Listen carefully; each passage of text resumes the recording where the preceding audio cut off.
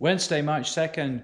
I've been working on several different systems at the same time, waiting for parts, and quite a few things have come in. So I'm going to show you some before and afters, and then hopefully share a few tips and observations that have occurred.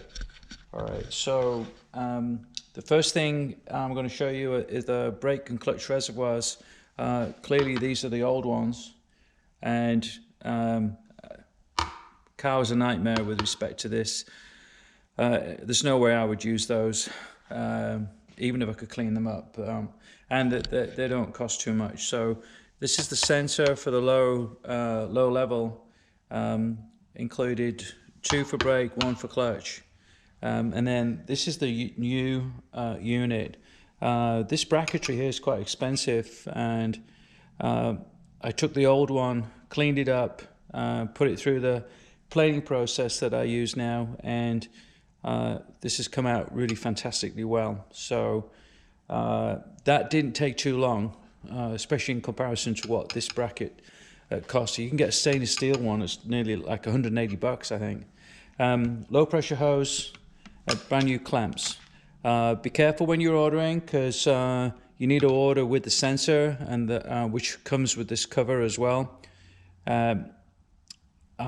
The original ones that I ordered, I thought I ordered with sensor, but came just as the just the plastic container. So make sure that your order includes the sensing systems.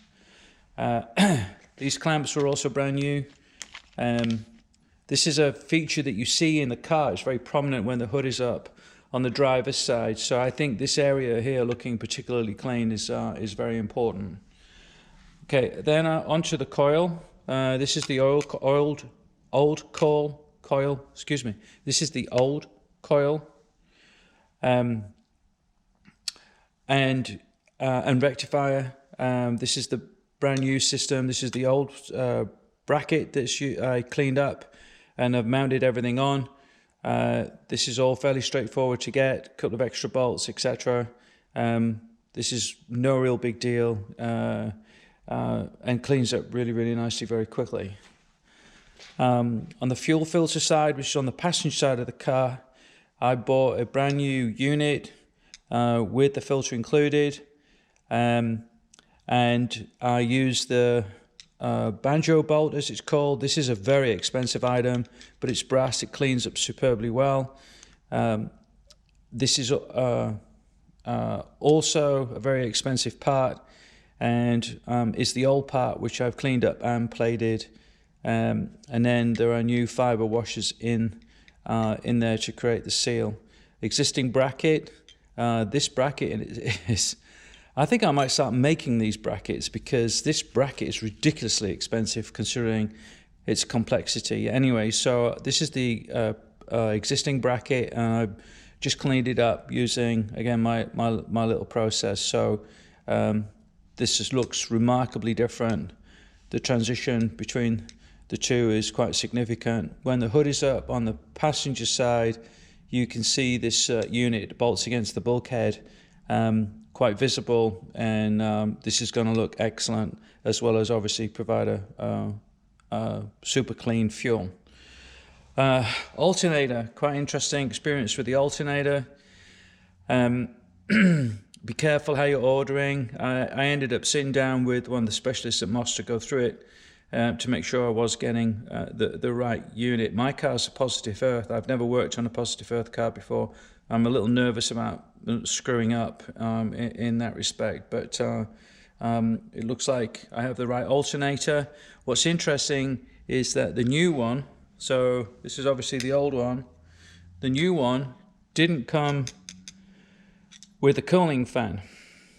That's a little frustrating, because in the book it suggests that a fan is included, and tracking one down has proved to be quite difficult. I eventually got hold of one.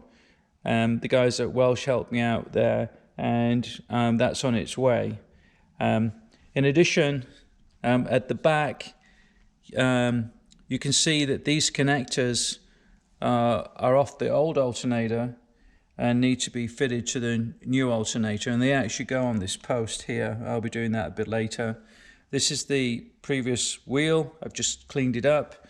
And then the existing bolt, again, I've just cleaned that up. Lots of little fiddly things. They take time to work through to make sure you get the right pieces. It's I guess the biggest single tip I can give here is that do your homework. Oh, and in addition, look, this key which holds the pulley wheel in place and also the fan in place, that is also not supplied with a new alternator. So be careful when you're throwing your old alternator away. In my case, I'm not throwing it away. I'm sending this back. It's a core charge. I get a significant amount of money back when that lands with the people that I bought the alternator from.